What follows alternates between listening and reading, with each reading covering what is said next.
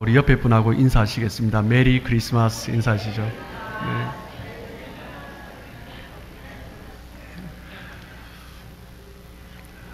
종교개혁자 마틴 루터가 한밤에 산책을 하고 있었습니다. 그래 산책을 하는 중에 숲에서 산책을 하고 있었는데 어두운 밤이죠.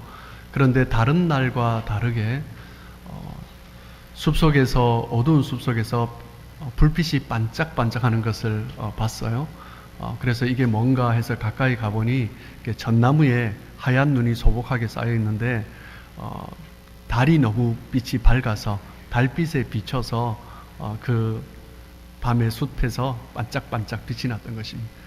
그래서 그것을 보고서 어두운 밤인데 그냥 눈이 소복히 쌓여 있는데 달빛을 받으니까 저렇게 아름다운 빛이 나는구나 라고 깨달으면서 우리 인간도 그렇다.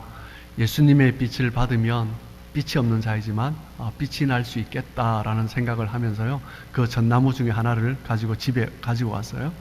그리고 이제 거기에다 이제 손 모양으로 이제 눈 모양을 만들고 솜으로, 그리고 이제 별 모양도 만들고 이제 그렇게 크리스마스 트리를 만들었습니다. 뭐 이렇게 크리스마스 트리를 만든 것처럼 크리스마스 트리의 유래는 종교개혁자 마틴 루터가 그 숲속에서 그 반짝반짝하는 나무를 보면서 그렇게 시작되었습니다.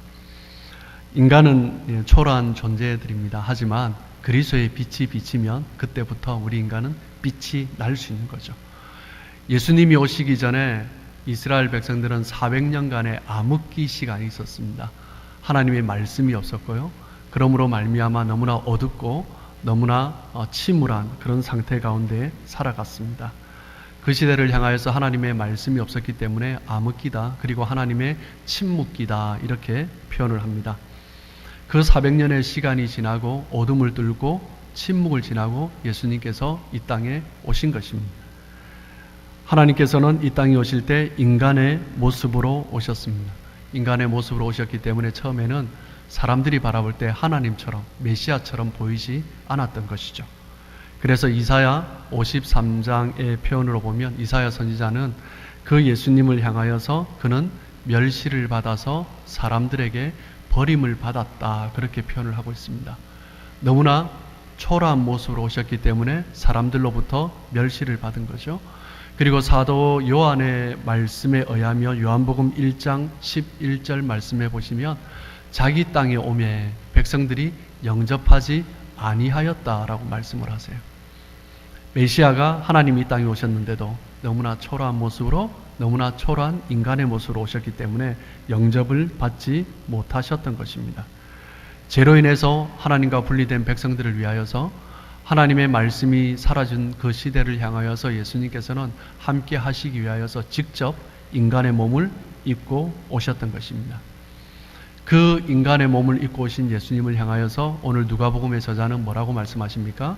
누가복음 1장 23절 말씀해 보시면 처녀가 잉태하여 아들을 낳을 것인데 그의 이름은 무엇이라고요? 임마누엘이라고 말씀합니다. 임마누엘의 뜻이 뭐라고요? 하나님이 우리와 함께 하시다. 성경에 보면 하나님의 이름이 여러 가지가 나와요. 그 중에 가장 감동적인 이름이 임마누엘이 아닌가 생각합니다. 임마누엘은 히브리 단어가 이렇게 합쳐진 단어죠. 임이란 뜻은 의미는 무엇입니까? 함께라는 뜻입니다. 마누라는 의미는 우리와라는 뜻이죠. 그리고 엘은 하나님이라는 뜻입니다. 임마누엘, 우리와 함께 하시는 하나님. 즉 하나님은 이 땅에서 우리와 함께 하시기 위하여서 인간의 몸을 입고 오신 것입니다.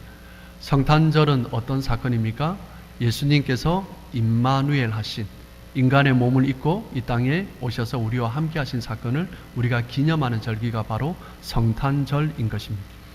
인간은 에덴 동산에서 죄를 지음으로 말미암아 하나님으로부터 멀리 떠났습니다. 하나님을 떠나고 하나님을 떠남으로 말미암아 인간의 삶 가운데 불행과 비극이 시작된 것입니다. 그 인간의 모습, 죄 가운데 가득한 인간의 모습 때문에 하나님은 함께 하실 수가 없었던 것입니다. 그런데 하나님은 우리 인간을 찾아오셨습니다. 우리 인간과 함께 하시기 위하여서 직접 인간의 몸을 입으시고 이 땅 가운데 오신 것입니다. 그 임마누엘 하나님의 이름은 바로 복음인 것입니다.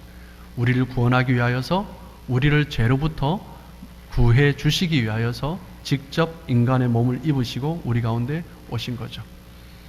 임마누엘의 하나님, 그 하나님의 성품을 드러내시기 위하여서 우리와 함께 하시기 위하여서 임마누엘 하나님은 몇 가지 선택을 하셨습니다.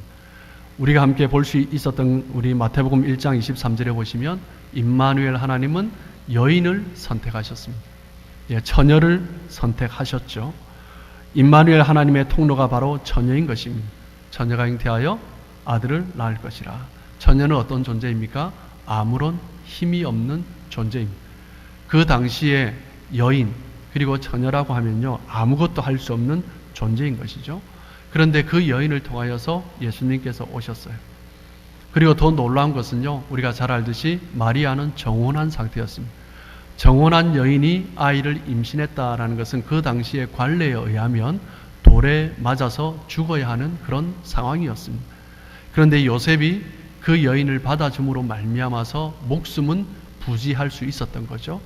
그런데 한번 생각해 보십시오. 정혼한 상태에서 아이를 임신했습니다. 목숨은 구할 수 있었지만 그런데 밖으로는 나갈 수 없는 사람들의 수군거림과 사람들의 그 손가락질 때문에 밖으로 나가지도 못했을 것입니다. 마태복음의 저자는 예수님을 소개하기에 앞서 마태복음 1장 23절에 임마누엘 예수님이 오셨다라는 것을 소개하기에 앞서 먼저 예수님의 족보를 소개하고 있습니다. 그 예수님의 족보를 보면요, 5명의 여인들이 나옵니다. 제일 마지막에 마리아가 나오죠. 첫 번째는 누가 나옵니까? 다말이 나옵니다. 1장 3절에 보면 다말이라는 여인이 나오는데 이 다말은요, 유다, 자신의 시아버지 유다에게서 아이를 낳은 여인입니다. 너무나 수치스럽고 부끄러운 여인이죠. 그 여인을 언급하고 있습니다. 그리고 두 번째 라합이라는 여인을 언급합니다. 라합은 아시다시피 여리고성의 기생이었습니다. 그 기생을 예수님의 족보에 언급하고 있는 거죠. 그리고 세 번째로 룻이라는 여인을 언급합니다. 이 룻은요, 모압 여인이었습니다. 이방 여인이었고요. 그리고 이 룻은요, 과부였습니다. 특별히 젊어서 과부가 된 사람은요, 그 당시에 너무나 수치스럽고 부끄럽고 죄가 가득한 사람의 상징이었습니다. 그 여인이 성경에 예수님의 족보에 기록되어 있는 거죠. 그리고 네 번째, 우리가 잘 알듯이 바세바, 우리아의 아내 바세바가 기록되어 있습니다. 바세바의 남편은 정말 충성스러운 사람이었습니다.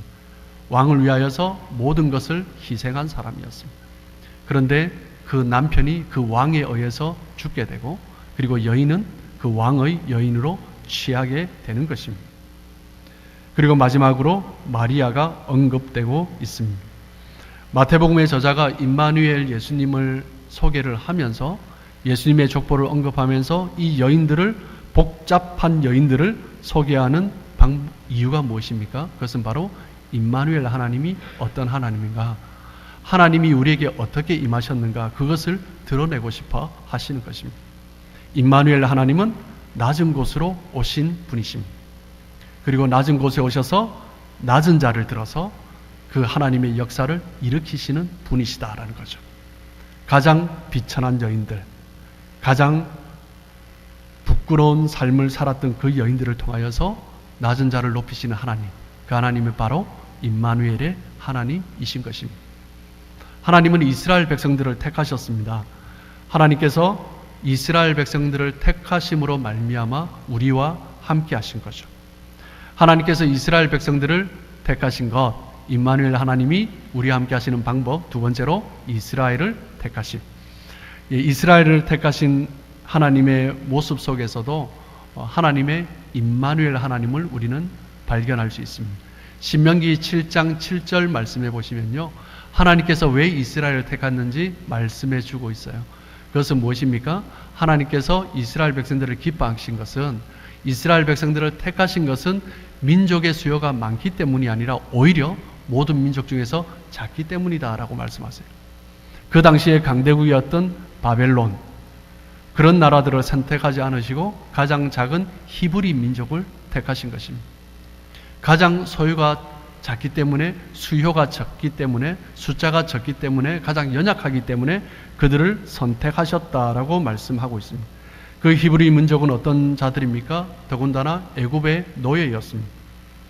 이스라엘 백성들은 하나님께서 야곱을 택하시기 전에 이스라엘 하나님이라고 부르기 전에 히브리인의 하나님이라고 하나님을 불렀습니다. 즉 이스라엘 백성들은 히브리인이었습니다.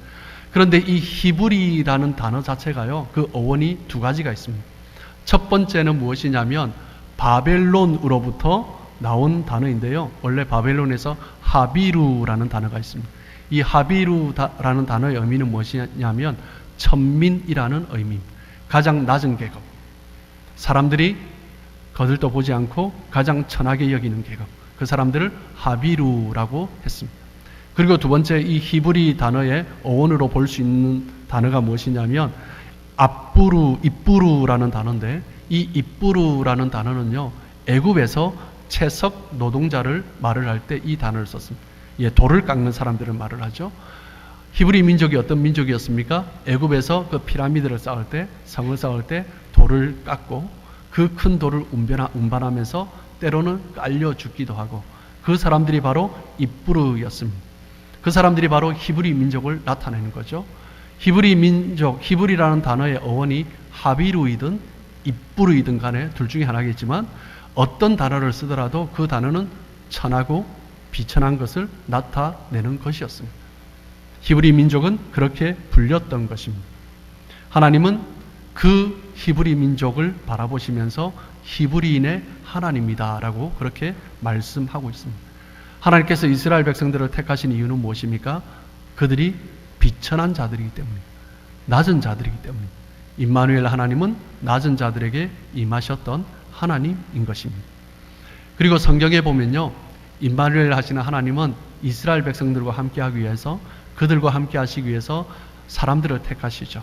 그런데 보면 보통 형제들 중에서 장자를 택하지 않으시고요, 주로 둘째를 택하시거나 막내를 택하셨습니다. 그래서 어떤 신학자들은 이것을 둘째 아들의 신학 이렇게 표현을 하기도 합니다. 고대의 장자는요, 많은 것을 가졌습니다. 여러 아들이 있으면 그 중에서 장자는 유산으로 2배를 가졌습니다. 때로는 어떤 집에는 보면요, 장자에게 모든 것을 다 주기도 했습니다. 그렇기 때문에 장자로 말미암아 그 대를 잇고 그 아버지가 원하였던 일들을 이루어가는 것입니다. 그런데 하나님은 주로 장자보다는요, 둘째를 택하시거나 막내를 택하셨습니다. 낮은 자를 쓰시는 하나님, 그것을 보여주는 거죠. 가인과 아벨 중에 누구를 택하셨습니까? 둘째 아벨을 택하셨습니다. 그리고 에서와 야곱 중에서 누구를 택하셨습니까? 둘째 야곱을 택하셨습니다. 요셉도요, 11번째 아들입니다. 수많은 형들이 있지만 하나님은 요셉을 택하셨습니다. 므낫세와 에브라임 중에 둘째 에브라임을 더 크게 하나님은 사용하셨습니다. 아론과 모세 중에서도 하나님은 동생 모세를 택하셔서 이스라엘 백성들을 구해내셨습니다. 다윗도 8아들 중에 막내였습니다. 하나님께서는 주로 작은 자, 비천한 자, 낮은 자를 쓰셔서 함께 하시면서 그 일들을 이루어 가신 것입니다.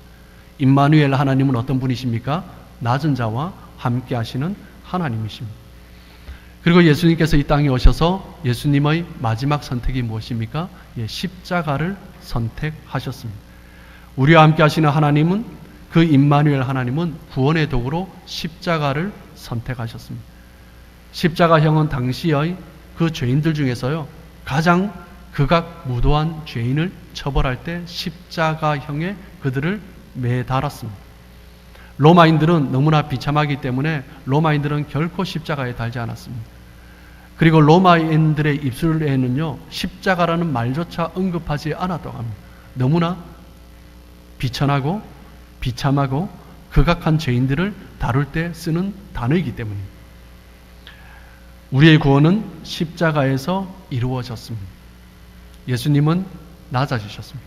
이 땅에 낮아지셨고, 이 땅에서 낮아지시면서 이 땅에서 말구유로 내려가셨습니다. 그리고 말구유로 내려가시면서 그리고 마지막 십자가에 달리셨던 것입니다. 우리와 함께 임마누엘 하시는 하나님의 특징은 무엇이냐면 낮아지고 낮아지신 것입니다. 그러면서 마지막 처참한 십자가의 죽음을 당하셨던 것입니다. 한국이 참 큰 축복을 받았습니다. 한국과 가까운 나라 중에 일본과 한국을 비교해 본다면요. 일본은 한국보다 훨씬 일찍 복음이 들어왔어요. 그런데 결정적인 차이는 무엇이냐면요. 일본은 복음이 위로부터 들어갔습니다. 위에 높은 사람으로부터 복음이 들어갔고요. 그런데 한국은 낮은 자, 비천한 여인들, 비천한 서민들, 그 사람들을 통해서 복음이 들어갔습니다. 그러면서 나라가 하나님 안에서 회복되고 치유받고 하나님 앞에 쓰이기 시작했던 것입니다. 복음이 들어왔을 때 그 당시 한국은요, 너무나 역사적으로 가장 어두운 시기였습니다. 어떻게 보면 가장 못 살았던 시기라고 할 수도 있습니다. 1년에 한 번 흉년이 들면요, 1년에 50만 명씩 굶어 죽었던 시대가 바로 복음이 들어왔던 그 시대였습니다. 하나님은 한국을 쓰셨습니다. 무엇 때문에요? 낮은 자들이기 때문에 쓰셨다라고 생각을 합니다. 임마누엘 하나님은요, 항상 낮은 자, 비천한 자들과 함께 하시는 분이셨습니다. 지금도 마찬가지입니다. 우리가 성탄을 맞이하여서 가장 먼저 기억해야 될 것은 무엇입니까? 우리와 함께 하시는 임마누엘 하나님. 그 임마누엘 하나님은 어떤 분이라고요? 낮은 자와 함께 하시는 하나님이시다라는 것입니다. 그 하나님을 경험하기 위해서 우리가 먼저 필요한 것은 무엇입니까? 내가 죄인이다라는 거죠. 내가 낮은 자인 것을 하나님 앞에 고백해야 된다라는 거죠. 그리고 하나님께서 우리를 구원해 주신 그 은혜를 생각하면서 낮은 자를 돌아보는 그런 성탄이 되어야 하는 것입니다. 그것이 바로 우리가 성탄을 기념하면서 우리 가운데 임마누엘 하신, 낮아지신 그 하나님을 기억하는 것입니다. 임마누엘의 하나님은요, 역전의 하나님이십니다. 낮은 자를 선택하셔서 그들을 높이셨습니다. 연약한 자들을 선택하셔서 강한 자를 부끄럽게 하셨습니다. 임마누엘 하나님, 성탄절 임하신 하나님은요, 역전의 하나님이십니다. 우리가 그 하나님을 붙들고 그 하나님을 의지하며 그 하나님을 찬양하며 나아갈 때 우리 가운데 때로는 어렵고 힘든 일이 있다 할지라도 그 임마누엘 하나님으로 말미암아 우리를 회복하시는 그 놀라운 은혜를 체험할 줄 믿습니다. 이 성탄이 임마누엘의 예수님을 경험하시고 역전의 하나님을 경험하시는 귀한 복된 날 되시길 주님의 이름으로 축복합니다. 기도하겠습니다.